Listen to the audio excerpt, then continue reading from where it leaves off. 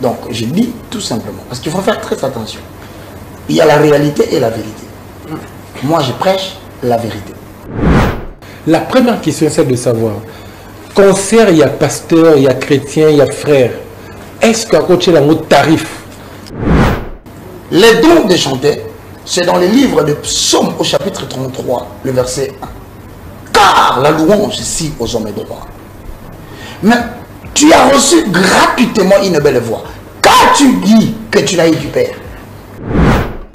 Certaines personnes vont vous dire, mais comment on va payer les stades? Ah, ok, stade Malamoko. Oui, parce que... Restons dans la doctrine. Oui. Stade, il y a pasteur. Par exemple, les gens vont dire, non, il n'y a pas que mon jeune frère Moïse Mlié. Votre jeune frère? De très loin en âge. Jeune? De très loin en pasteur. Âge. Tu me donnes quel âge? T'es pasteur? Je te dis, quand même. Il y a des gens qui sont mes jeunes frères. Je commence par Moïse. Pasteur Moïse. Non. Moïse Mbiye, c'est un serviteur chantre de l'Éternel majeur. Pasteur Moïse. Non, je ne le classe jamais parmi les pasteurs. Parce que j'aime dire la vérité, et c'est pas la première fois que les gens le savent. Il y a deux personnes que j'aime beaucoup dans la louange et l'adoration. Il y a même un troisième. Il y a Henri Papa, il y a le frère Mike Kalambay, il y a Moïse Mbiye. Il y a même Toms que je n'ai pas encore intégré. C'est des pasteurs et tout ça. Je reviens pour te dire que je ne les ai pas encore intégrés, moi. Et c'est mon plein droit. Le pasteur à Toms. Ils ne seront jamais de pasteurs. Pourquoi? Pour la simple raison que celui qui distribue les dons à l'église en accord avec 1 Corinthiens chapitre 12, c'est le Saint-Esprit. C'est lui le seul exclusif. Tu ne peux pas commencer par le macro pour finir avec le micro. Si quelqu'un vous dit que Moïse Mbiye n'est pas un chantre de l'Éternel, malgré les complications qui s'ensuivent de ces clips qui comportent des symboles difficiles à interpréter. Malgré tout cela. Difficile à interpréter, c'est bien sûr. Quel clip par exemple? Tu connais le clip qui a fait mixage entre Mike Kalambay et Moïse? Il y a une chanson. Ils ont chanté ensemble pour une chanson. Golunayo, je connais. Si tu as ça, la prochaine fois, appelle-moi. Et dis-moi qu'est-ce que tu veux dire par rapport à ça. Et je te promets que tu regretteras toute ta vie de chanter cette chanson. Ils se croisent. Je parle de l'œuvre, pas des individus. Quand ils quittent les chambres pour venir s'asseoir sur une chaise, regarde juste derrière, essaie d'agrandir.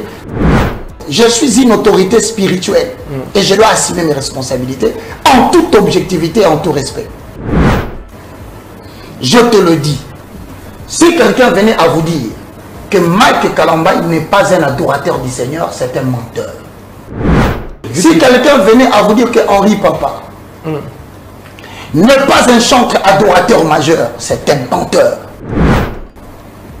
Et si quelqu'un vous dit qu'Atoms est un prédicateur, je vous dis non, c'est un simple don qu'il a, mais le don prédominant qu'il a, c'est l'adoration et la chanson. Ne prenez pas cela mal. Pourquoi je n'appelle pas pasteur? Je l'appelle mon frère, c'est là déjà suffisant.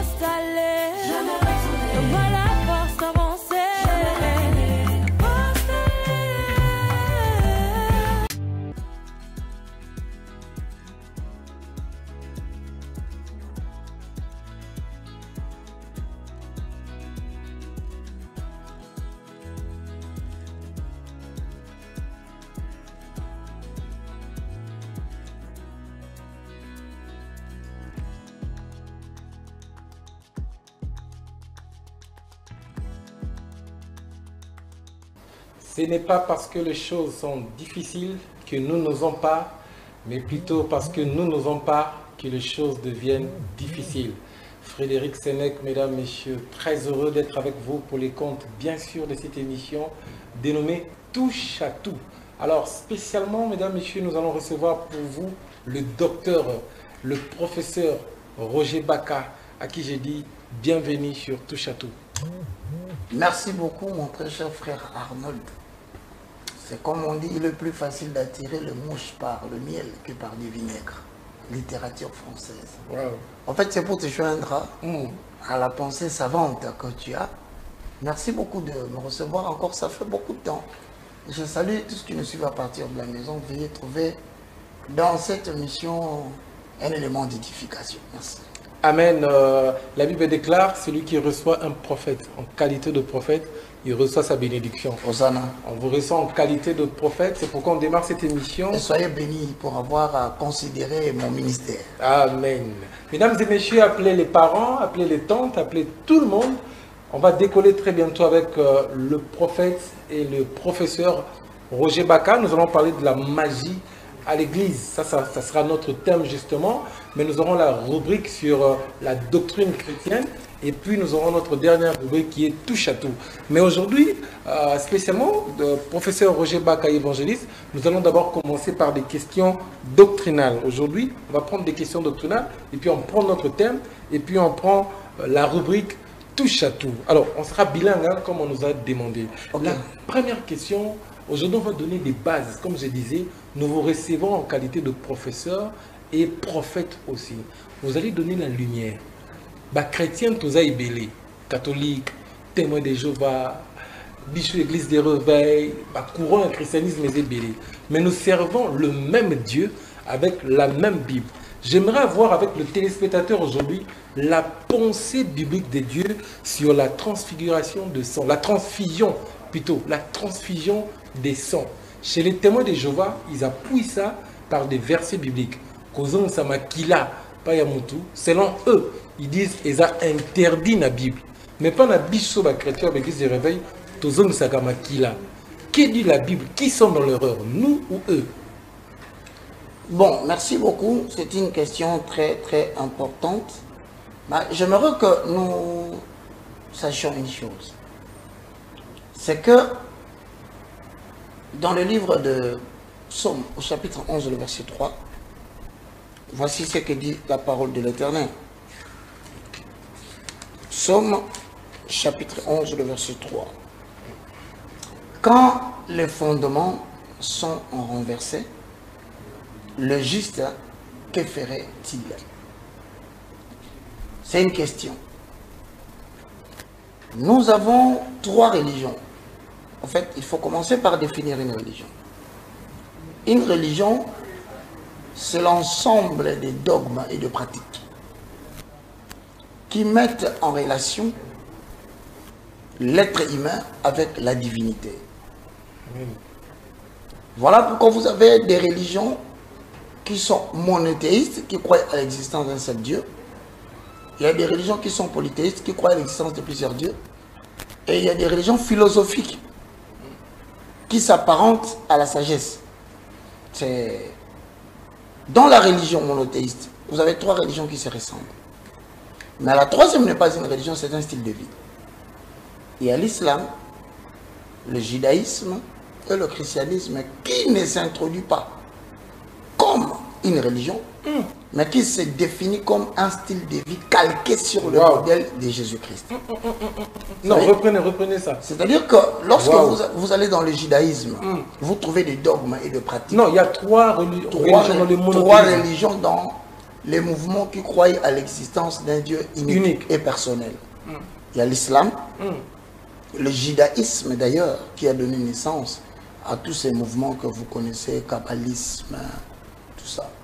Et le christianisme aussi est classé dans la catégorie des religions monothéistes, dans le sens que nous croyons à l'existence d'un Dieu unique et personnel. Mais le christianisme ne se définit pas comme étant des dogmes et des pratiques. Le christianisme est un style de vie calqué sur le modèle d'un Dieu qui s'est fait chair. Il s'appelle Jésus-Christ de Nazareth. Amen. Alors si tu veux vivre comme un Christ, tu dois t'attacher aux fondements, aux enseignements des livres synoptiques. Nous avons Matthieu, Marc, Luc et Jean. Mais allez dans le judaïsme, il n'y a personne, et je dis bien personne, qui prétend donner sa vie comme un modèle. Il n'y en a pas. Allez dans l'islam, je le salue. Même Mahomet, respect à l'islam, ne dit pas qu'il faut que les gens suivent son modèle de vie. Il n'y a que dans le christianisme où un Dieu fait chair définit sa vie comme un modèle de vie. De deux, il n'y a que dans le christianisme où il y a un homme qui est mort, ressuscité, bravé la loi de la pesanteur. Aujourd'hui, il est assis à la droite du Père. De tous ceux qui prétendent avoir des divinités, personne ne l'a fait. Maintenant, la question que tu poses, ça doit être calqué selon les modèles du Christ. Quand nous prenons la transfusion sanguine, c'est un problème sanitaire. Ça n'a rien à voir avec la composition de l'élément qui est prioritaire pour notre relation entre l'homme, être humain et Dieu. Vous savez, si vous allez dans 2 Thessaloniciens chapitre 5, 1 Thessaloniciens chapitre 5, le verset 23, 1 Thessaloniciens. Je préfère qu'on lise. Voilà ce que dit la Bible dans 1 Thessaloniciens chapitre 5, le verset 23. 5, 23. Que le Dieu de paix vous sanctifie lui-même tout entier. Et que tout votre être, l'esprit, l'âme et le corps, soit conservé irrépréhensible lors de l'avènement de notre Seigneur Jésus-Christ. C'est-à-dire, l'être humain est composé de 3 hommes. Ce n'est pas une personne comme tout le monde le croit dans d'autres religions. Voici les éléments de différence. Nous, dans le christianisme, à travers les fondements que nous dispensons, les cours, Arnold est composé de 3 hommes. Il y a Arnold esprit, il y a Arnold âme, il y a Arnold corps. Mais la question que Arnold pose, c'est une question qui touche la personne de Arnold corps, parce qu'il s'agit de la transfusion sanguine au niveau du corps. Or nous, quand nous donnons cours, nous disons, quelle est la personne qualifiée pour le service divin? Cette personne se retrouve dans Job 32:8. En réalité, en l'homme, c'est l'esprit. C'est le souffle du Tout-Puissant qui donne de l'intelligence. Alors, par rapport à ces 3 hommes, l'homme le plus important pour maintenir la spiritualité avec Dieu, c'est l'homme et esprit. Voici les 3 éléments importants pour nous, avant d'en arriver au point de la transfusion sanguine. C'est que l'homme esprit a 3 facultés. C'est-à-dire, dans les relations avec Dieu, Dieu ne s'intéresse qu'à 3 facultés. Et ces 3 facultés sont les facultés de l'homme esprit. La communion, qui se définit comme les contacts stimulants avec Dieu au travers la prière en langue et la prière en intelligence. 1 Corinthiens chapitre 14, le verset 14 au verset 15. Que ferais-je donc? Paul pose la question. Je prierai en esprit, mais je prierai aussi avec intelligence. Je chanterai en esprit, mais je chanterai aussi avec intelligence. Mais maintenant, lorsque nous nous concentrons au niveau de l'esprit, la deuxième faculté, c'est l'intuition. Voilà qui nous touche. C'est la capacité. L'intuition. L'intuition. C'est la capacité de l'homme d'écouter Dieu parce qu'il a parlé à Dieu, Dieu l'a écouté. Il est évident que quand tu parles à Dieu, Dieu finira par parler. Mais il faut maintenant que tu sois capable de l'écouter, de recevoir des signaux divins, de les comprendre quand tu es en harmonie. Maintenant, la troisième faculté, c'est la conscience. C'est une voix intérieure que Dieu a placée en nous, qui nous dit qu'un acte est bon ou mauvais. Même si les gens nous acclament, même si les gens le refusent à la majorité, cette voix persiste et te dit ce que tu fais est bon. Voici les 3 éléments qui intéressent la spiritualité. Parce que la chair et le sang ne sont pas qualifiés pour servir Dieu. Voilà pourquoi la Bible dit, dans Jean 6 à 63, tout ce que je vous ai dit dans la Bible est esprit et vie. La chair ne sert de rien. La chair ne sert de rien. Je vous prends un verset, Genèse 9. Lisons. Je commence par 3. Tout ce qui s'émeut, Genèse 9, verset 3. Tout ce qui s'émeut et tout ce qui vit vous servira de nourriture. Et je vous donne tout cela comme l'herbe verte. Très bien. Selon vous, seulement, vous ne mangerez point de chair avec son sang. Oui. Avec son sang. J'aimerais que vous preniez. Sachez, il dit, sachez-le aussi, je redemanderai les sangs de vos âmes. Je les redemanderai à tout animal et je redemanderai l'âme de l'homme à l'homme qui est son frère. Si quelqu'un verse les sangs. Alors ici, c'est sur les sangs en fait. La Bible précise que l'âme est dans les sangs. C'est pourquoi les témoins de Jéhovah refusent. Genèse 9, vous commencez à 3, vous descendez. Merci beaucoup. Tu vas découvrir cette alliance aussi dans Genèse 6, 18. Tu le découvriras aussi encore dans Genèse 8, 21 à 22. Sur l'impact du sang. Voilà. Le sang, c'est l'âme. C'est une alliance que Dieu a traitée avec la famille de Noé.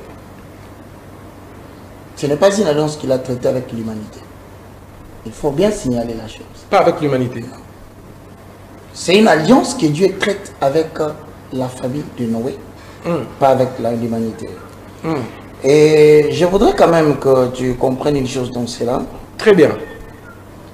Il y a aussi ce qu'on appelle le pacte. Par exemple, le pacte d'Éden. Le pacte, par exemple, d'Éden, que vous pouvez voir dans Genèse chapitre 1, le verset 28. Il s'agit ici de quoi? Il s'agit d'un contrat bilatéral. Et les deux parties sont composées de Noé et de Dieu. La descendance de Noé est censée les respecter. Mais quand il dit, vous ne mangerez pas, vous ne prendrez pas le sang. Pourquoi il dit ça? Parce que si vous regardez, vous allez comprendre que certains propos de la Bible sont très allégoriques. Par exemple, quand je te pose la question de savoir, pouvez-vous être en mesure de me dire aujourd'hui pourquoi Caïn et Abel? Caïn, son offrande n'a pas été agréée. Abel, son offrande était agréée. Et ce qui a poussé la jalousie de Caïn de tuer Abel. Vous verrez que l'on parle de la fumée. La manière dont la fumée de Caïn montait, elle était tourbillonneuse. Mais Abel a offert un sacrifice qui est monté tout droit et Dieu l'a agréé. La réponse est simple. La vie est dans le sang. Et lorsque tu rencontres ce message du sang, tu comprendras que lorsqu'il s'agissait de ce qu'on appelle Pâques, vous découvrirez que lorsque l'Éternel parle aux enfants d'Israël, il dit, vous prendrez le sang de l'animal, vous le mettrez sur les linteaux de vos portes. Et quand l'ange passera, il passera outre. Pâques signifie passer outre. S'il avait interdit qu'on puisse toucher le sang, parce qu'il savait qu'il réservait la vie de l'humanité dans le sang. Et le sang d'un animal ne pouvait pas ôter le péché. Voilà pourquoi Christ dit, entrant dans le monde, tu n'as agréé ni sacrifice, ni holocauste, mais tu m'as donné un corps pour faire ta volonté. Le sang d'un animal ne couvrait qu'une multitude de péchés. Mais le sang de Christ est venu ôter le péché.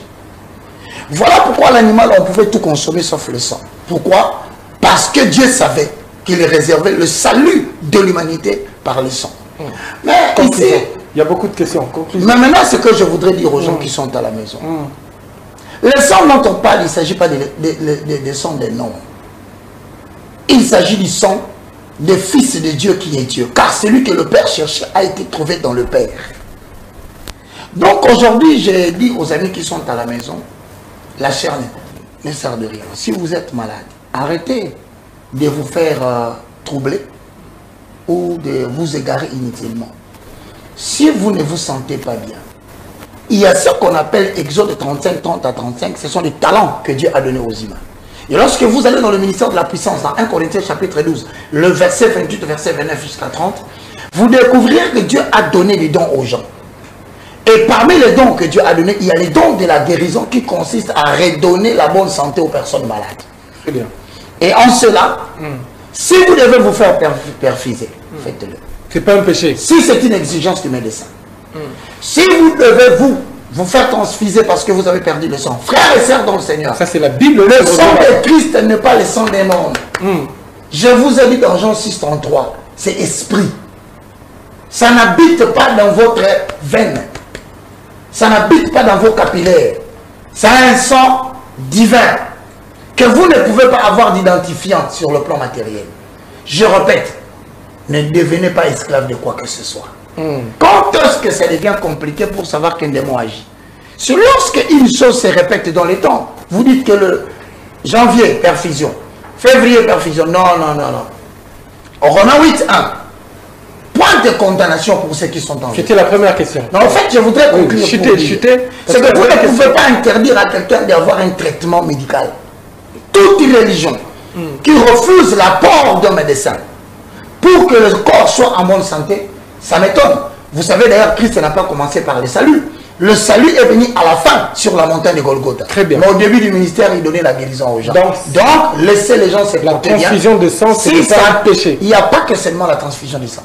Même la perfusion, même la consommation d'un produit quelconque pour que le corps de l'homme se sente bien, mais ne devenez pas esclave de quoi. Ce n'est pas un péché. Non. Très bien.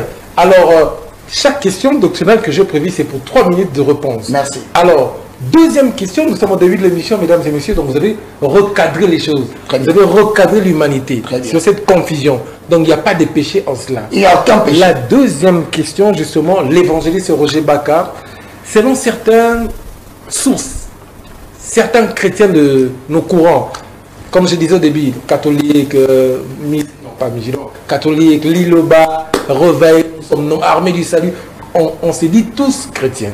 Mais il y a certains qui prêchent aujourd'hui qu'il est interdit dans la Bible de consommer la viande des animaux.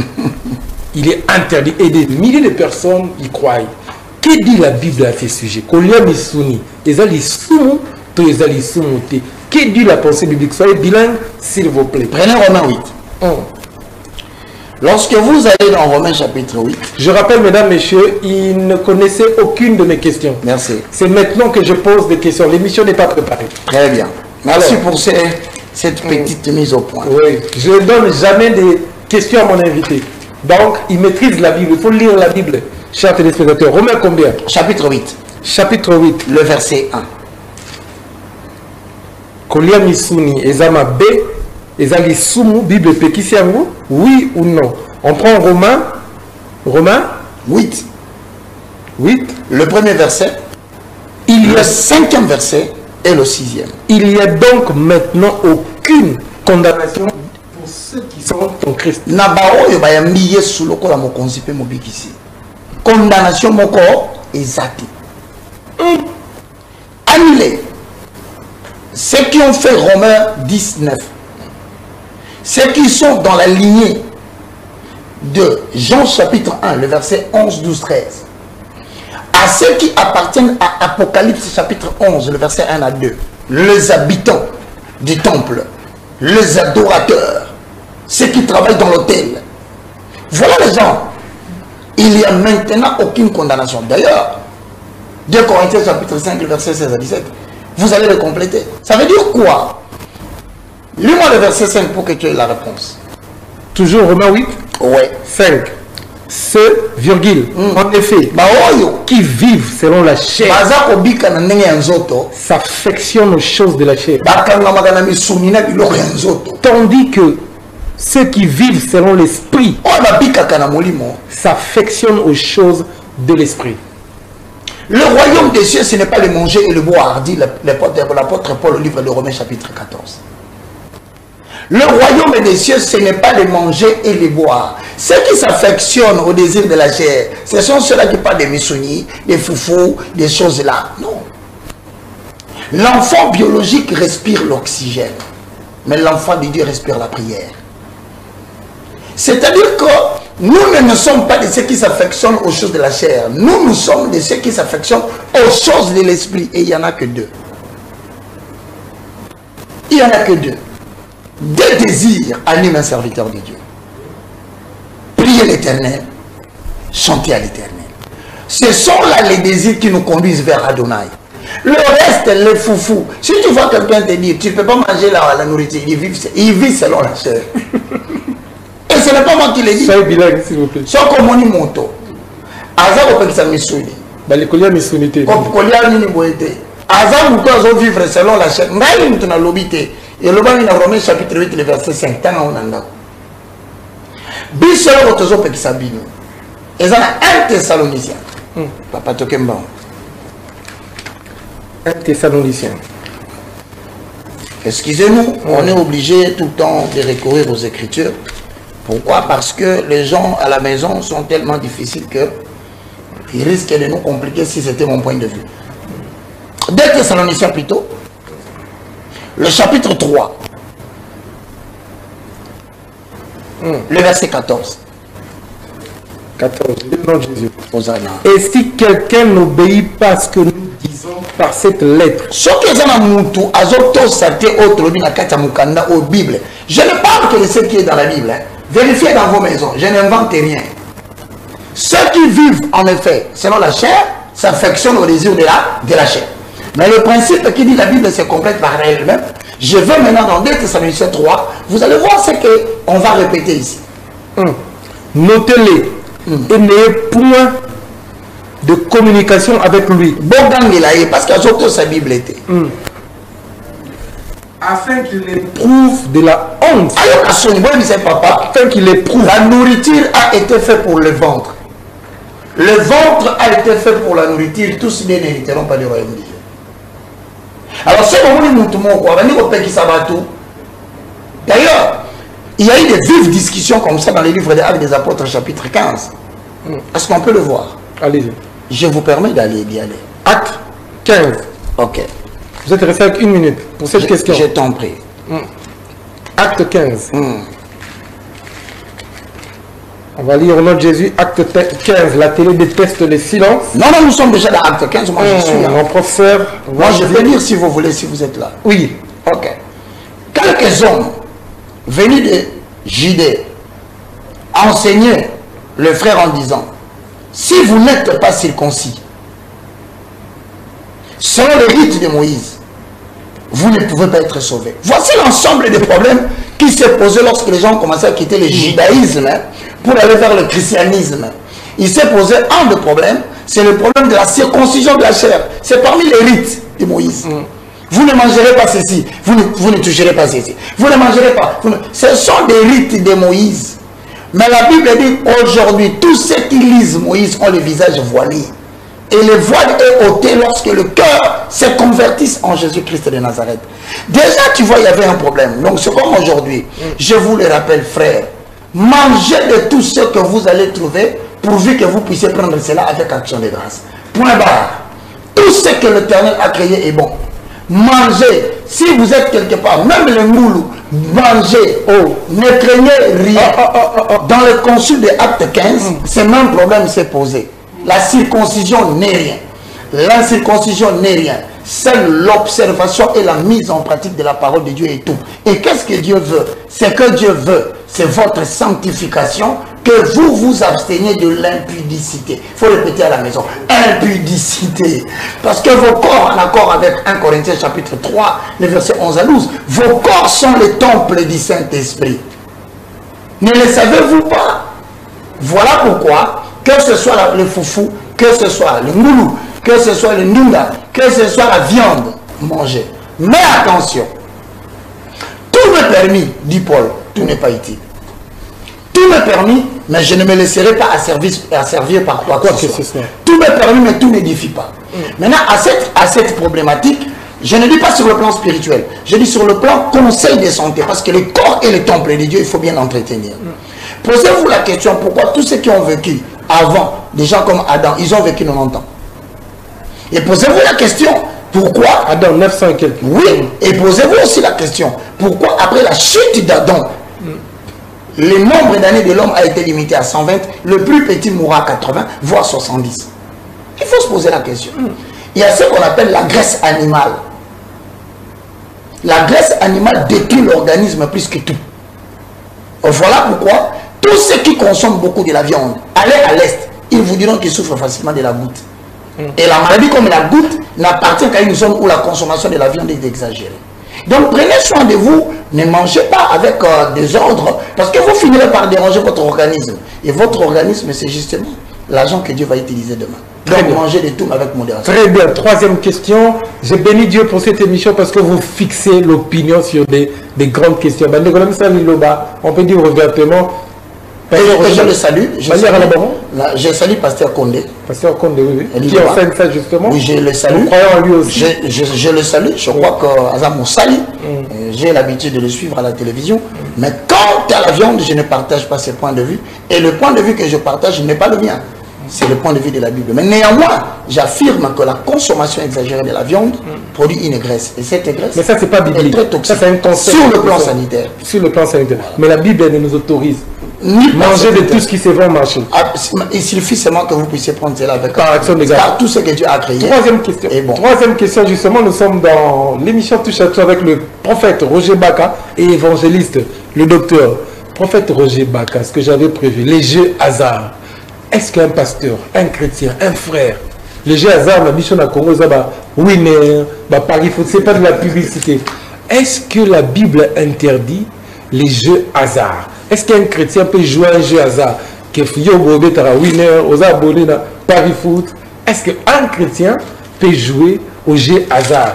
Tout ce qui va avec. La Bible autorise, interdit ou ne dit rien? Bon, moi, ce que je peux te dire pour l'instant, c'est que la Bible en soi, en termes de jeux d'hasard, c'est strictement interdit. La Bible interdit ça? Oui, c'est strictement interdit. Un chrétien ne peut pas se permettre de se lancer dans des jeux d'hasard. Voilà d'ailleurs la raison pour laquelle je dis, vous savez l'addiction, c'est ce qu'on appelle l'addiction. Le pari foot que tu vois ici développe l'addiction. Ne citez pas de nom, les jeux hasard. Oui, oui. Excusez-moi, pour avoir dit pari foot. Oui, oui, le jeu hasard. Le jeu d'hasard. Ça développe une certaine addiction. C'est quoi l'addiction? C'est que Paul interdit, il dit dans sa parole, je ne deviendrai pas esclave de quoi que ce soit. Mais à force de faire le jeu de hasard, je pose une question. Quand vous jouez dans un jeu d'hasard et que vous gagnez, vous dites quoi? C'est la chance. Il vient d'agir. Or Dieu ne veut pas. Tout ce que nous faisons, nous devons le faire de manière à ce que nous puissions glorifier Dieu à la fin. Et reconnaître que c'est la viande de Dieu. Dieu tient à ce que l'on reconnaisse que tout ce que nous faisons vient de lui. Car de lui nous tirons la vie, les mouvements et tout. Alors maintenant, je regarde ceux qui me regardent à la maison, peut-être ils se disent, mais il n'a pas donné de référence. Moi, je te pose la question. Faites toutes les choses sans murmurer ni hésiter, car moi, l'Éternel de Dieu, je produirai en vous le vouloir et le faire. Maintenant, je pose la question.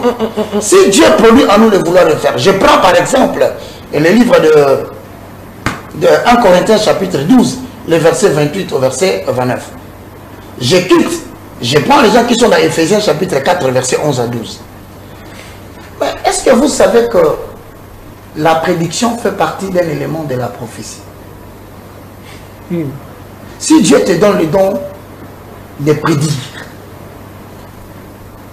parce que c'est une branche, même dans le ministère prophétique du Nouveau Testament qu'on dit néo-testamentaire, la prédiction est au service de la prédication.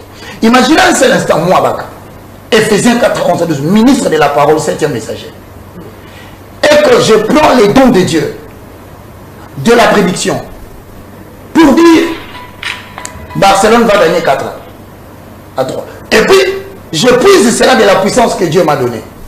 Est-ce que je suis encore au service de Dieu? Ai-je détourné les talents, les dons de Dieu pour autre chose? Oui, si tel est le cas. Dieu n'aime pas ça. Donc je vous exhorte personnellement là, je vais vous regarder, enfin si vous êtes des chrétiens, Dieu tient à ce que nous puissions tout gagner en le cherchant. Les jeux d'hasard n'appartiennent pas aux chrétiens. Et je sais beaucoup qui les jouent, mais je vous garantis que vous allez développer une addiction. Vous allez remarquer, vous allez devenir esclave de vos jeux d'hasard.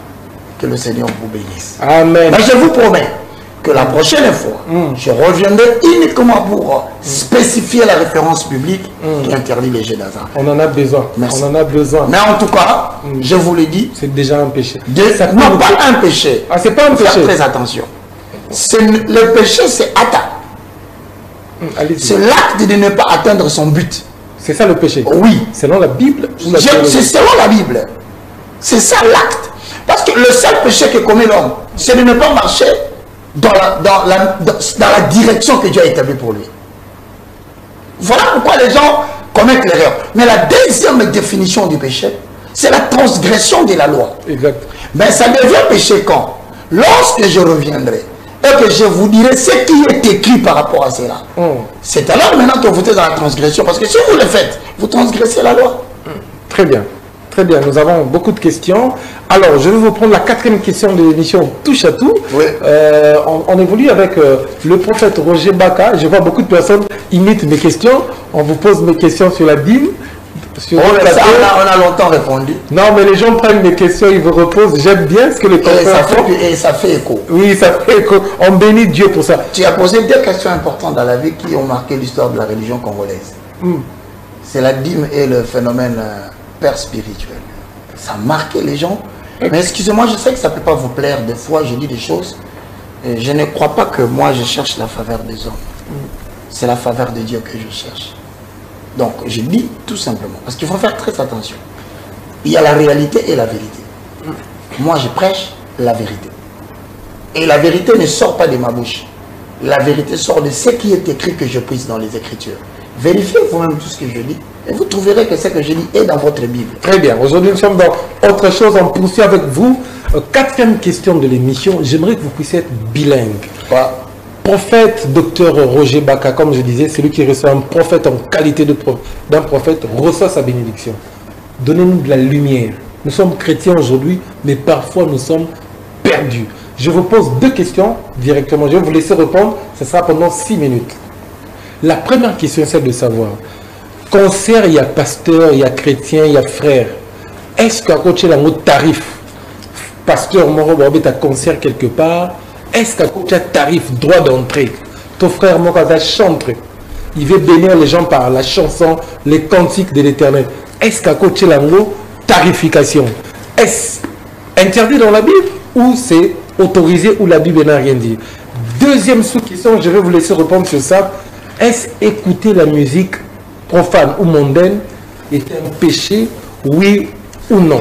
Puisque Salomon, à Yemba, Mamabasi, na cantique, on a vu ce que Salomon a chanté dans notre siècle aujourd'hui. Est-ce que nga chrétien, n'a pas fallu pour pas, nga chrétien n'a fait n'a pas bêta, oui, rançon? Est-ce que écouter la musique mondaine pour nous les chrétiens est un péché, oui ou non? Vous avez 2 questions, vous avez 6 minutes pour répondre. 3 minutes, 3 minutes. Première question, tu vas m'aider si je n'arrive pas à retenir toutes les questions. Tarification, non. Pourquoi? Parce droit que d'entrée. c'est strictement interdit. L'évangéliste Matthieu le dit clairement. Allez, purifiez les lépreux, guérissez le malade, ressuscitez les morts. Vous avez reçu gratuitement. Donnez gratuitement. Les dons de chanter, c'est dans le livre de Psaume au chapitre 33, le verset 1. Car la louange ici aux hommes est droit. Mais tu as reçu gratuitement une belle voix. Qu'as-tu dit que tu n'as eu du Père? Vous ne pouvez pas donner une tarification à un concert chrétien. Oh, impossible. Certaines personnes vont vous dire, mais comment on va payer les stades? Ah, ok, stade Malamoko. Oui, parce que dans la doctrine. Oui. Stade, il y a pasteur. Par exemple, les gens vont dire, non, il n'y a pas que mon jeune frère Moïse Mbié. Votre jeune frère? De très loin en âge. Jeune? De très loin en pasteur. Âge. Tu me donnes quel âge? T'es pasteur? Je te dis, il y a des gens qui sont mes jeunes frères. Je commence par Moïse. Pasteur Moïse. Non. Moïse Mbié, c'est un serviteur chantre de l'Éternel majeur. Pasteur Moïse Mbié. Non, je ne le classe jamais parmi les pasteurs. Parce que j'aime dire la vérité. Et ce n'est pas la première fois que les gens le savent. Il y a 2 personnes que j'aime beaucoup dans la louange et l'adoration. Il y a même un 3e. Il y a Henri Papa. Il y a le frère Mike Alamba. Il y a Moïse Mbié. Il y a même Toms que je n'ai pas encore intégré. C'est des pasteurs et tout ça. Je reviens pour te dire que je ne les ai pas encore intégrés, moi. Et c'est mon plein droit. Le pasteur à Toms. Ils ne seront jamais de pasteurs. Pourquoi? Pour la simple raison que Celui qui distribue les dons à l'église en accord avec 1 Corinthiens chapitre 12, c'est le Saint-Esprit. C'est lui le seul exclusif. Tu ne peux pas commencer par le macro pour finir avec le micro. Tu ne peux pas servir l'église universelle corps de Christ pour rentrer vers l'église paroisse. Tu ne peux pas quitter le corps universel de Christ pour rentrer vers le bâtiment. C'est un mouvement inverse. De 1. De 2. Si quelqu'un vous dit que Moïse Mbié n'est pas un chantre de l'Éternel, malgré les complications qui s'ensuivent de ces clips qui comportent des symboles difficiles à interpréter. Malgré tout cela. Difficile à interpréter, c'est bien sûr. Quel clip par exemple? Tu connais le clip qui a fait mixage entre Mike Kalambay et Moïse? Il y a une chanson. Ils ont chanté ensemble pour une chanson. Golunayo, je connais. Si tu as ça, la prochaine fois, appelle-moi. Et dis-moi qu'est-ce que tu veux dire par rapport à ça. Et je te promets que tu regretteras toute ta vie de chanter cette chanson. C'est pour te dire. Non, tu vas entrer dans des détails. Tu as cette chanson-là ici? Je vais taper rapidement. Mais si tu veux taper, moi je te permets, regarde juste au moment où ils se croisent. Je parle de l'œuvre, pas des individus. Quand ils quittent les chambres pour venir s'asseoir sur une chaise, regarde juste derrière, essaie d'agrandir, tu verras, c'est le billet de $1 qui est derrière, c'est la pyramide séparée en deux, coiffée d'une étoile qui... Dis-moi qu'est-ce que ça signifie. Qu'est-ce que ça vient faire dans une musique chrétienne? Et donc j'ai dit que les artistes peut-être ne savaient rien de tout ça, et que peut-être les monteurs pouvaient être la cause de cela. Moi j'ai dit, eh bien, à Dieu soit la gloire. Mais je répète que vous ne pouvez pas changer dans ma tête. Je suis une autorité spirituelle et je dois assumer mes responsabilités en toute objectivité et en tout respect. Je te le dis. Si quelqu'un venait à vous dire que Mike Kalambay n'est pas un adorateur du Seigneur, c'est un menteur. Mike Kalambay, c'est un chantre majeur de l'Éternel. Je vais revenir, il faut que je passe tout le monde. Si quelqu'un venait à vous dire que Henri Papa n'est pas un chantre adorateur majeur, c'est un menteur. Et si quelqu'un vous dit qu'Atoms est un prédicateur, je vous dis non, c'est un simple don qu'il a, mais le don prédominant qu'il a, c'est l'adoration et la chanson. Et donc je dis comme ça parce que des fois, ne prenez pas cela mal. Pourquoi je n'appelle pas pasteur? Je l'appelle mon frère, c'est déjà suffisant. C'est déjà suffisant, c'est déjà beaucoup. Parce que Dieu ne travaille pas avec les titres. Je vais rentrer dans la question. C'est pour autant te dire que ce soit Mike Kalambay, parce que c'est de eux qu'il s'agit dans cette question, que ce soit le frère Moïse Mbié, je leur dis en face, vous ne pouvez pas vendre l'évangile. L'évangile ne se vend pas. Si vous êtes des bons chanteurs, pourquoi vous ne faites pas payer quand vous êtes dans vos salles de répétition? Quand vous répétez dans votre douche des chansons que vous allez chanter, pourquoi vous ne faites pas payer les voisins qui écoutent votre voix? Et pourquoi cette voix devient tellement sacrée seulement lorsque vous allez vous présenter devant un concert? Non, c'est faux. 2 Corinthiens chapitre 9, le verset 7 dit, l'Éternel a fait qu'il y ait des gens qui ont la libéralité. Si vous ne savez pas comment fonctionne le corps de Christ, le corps de Christ est incomplet, tout cohérent. Il y a des gens qui ont reçu de la part de l'Éternel les dons de mettre leur argent en disposition des humains pour qu'ils puissent faire avancer l'œuvre de Dieu. Ils existent. Et ces gens-là ne sont touchés que par Dieu. Mais lorsque, par exemple, vous venez, vous dites, eh bien, je vais vous donner un exemple pratique. Hein. Lorsque vous tarifiez un concert, vous visez quoi? L'intérêt. Or, intérêt veut dire quoi? Prix de vente. Mon prix d'achat égale intérêt. Quel est votre prix de vente? Quel est votre prix d'achat? Qu'est-ce que vous avez vendu? Pour que vous puissiez faire le calcul pour calculer le bénéfice.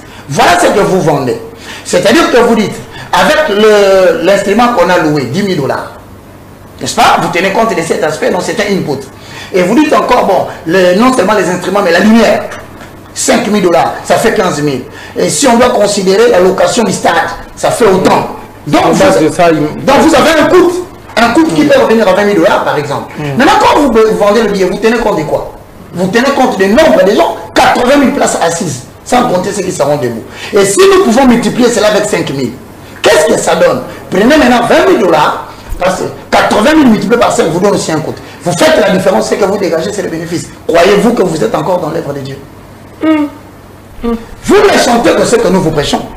Mais est-ce que quand nous vous avons prêché la parole, nous vous avons vendu les Écritures, la tarification est une blague des mauvais augures qui viennent de les 19 rapidement, vous allez participer au concert du pasteur Moïse Mie.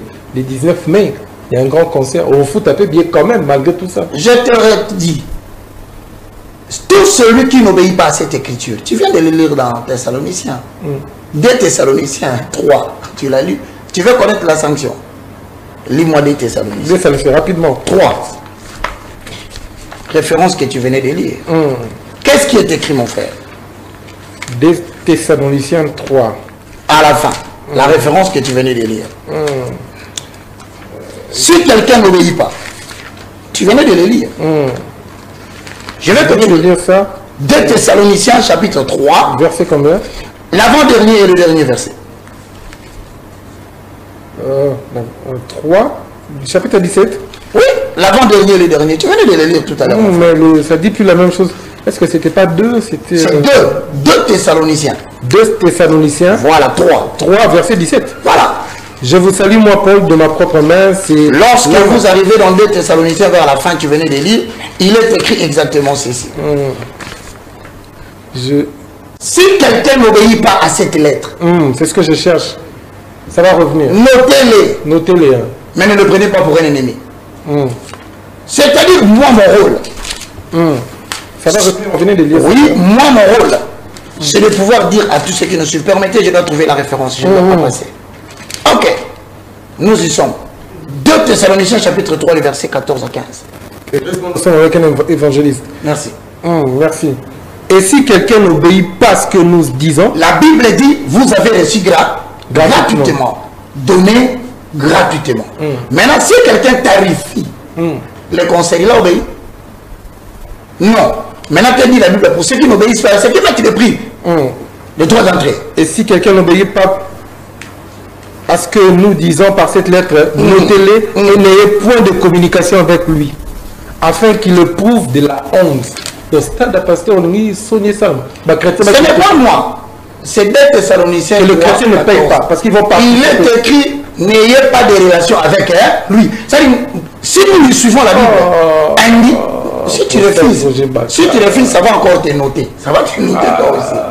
Tu sais, la Bible, elle est très facile. Voilà. Si quelqu'un n'obéit pas à cette lettre qui dit, vous avez reçu gratuitement. Mais est-ce que peut-être lui savait tout ça? Peut-être il ne savait pas. Peut-être. Voilà pourquoi. Si nous allons dans l'hypothèse qu'il ne savait pas, donc il n'a pas le droit de se dire pasteur. Parce qu'il ne peut se dire pasteur que celui qui manipule les Écritures. On va revenir. On suit le journal. D'accord. On va revenir après le journal pour les 5 questions qui restent. Notre réalisateur Réveil Coupe me fait signe. Merci. Il est 19h. On va passer au journal. Et puis on va prendre quelques versets encore. Et puis on va continuer sur les 5 dernières questions. Mais mettez un peu de l'eau dans votre vin pour le pasteur. Si quelqu'un n'obéit pas à cette lettre, notez-les. Et n'ayez pas de relation avec lui afin qu'il éprouve de la honte. Afin qu'il éprouve de la honte. Merci beaucoup, prophète Roger Baka. Réveil Coupa, on va souffler un tout petit peu. Et puis on va revenir après le journal.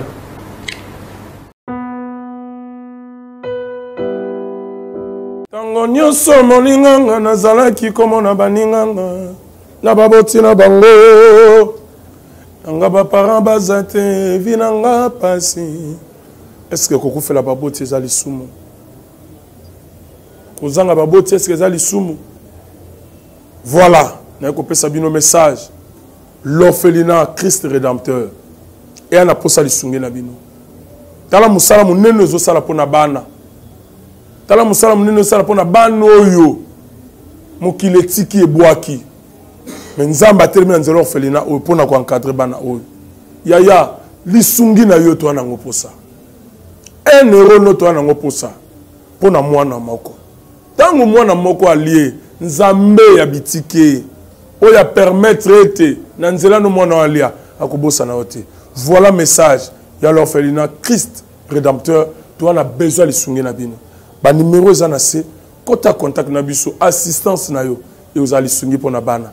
Que le Dieu des orphelins a bénir diama mtu nyoso ja ta likanisa ko sala quelque chose. Pe osali yango zamba pambola bino.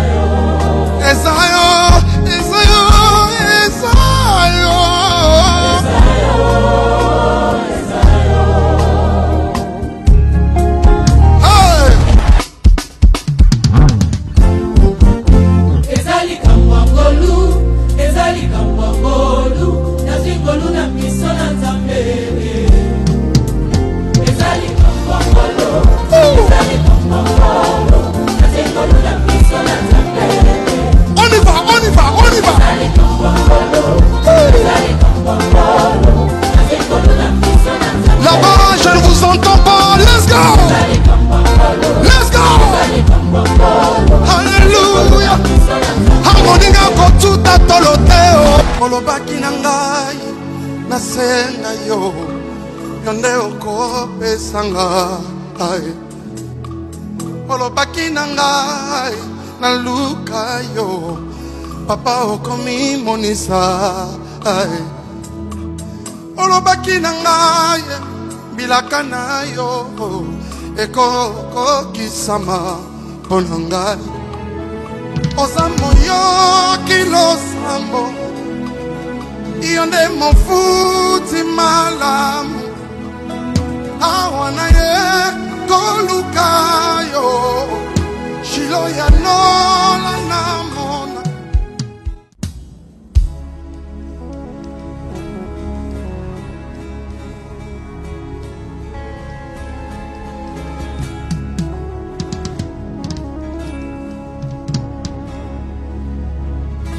Troubles du système immunitaire, chute de tension, maux de tête, fatigue, perte de poids, frigidité et diarrhée. Dites adieu aux inconforts et retrouvez une nouvelle jeunesse avec une tasse de Maxi Bien-être au quotidien. Une solution bio composée de plantes traditionnelles, 100% naturelle et reconnue pour sa vertu. Une formule adaptée pour hommes et femmes. Depuis plus de 10 ans, le Maxi Bien-être Café renforce le système immunitaire, restaure la fatigue physique, améliore le sommeil, aide à stabiliser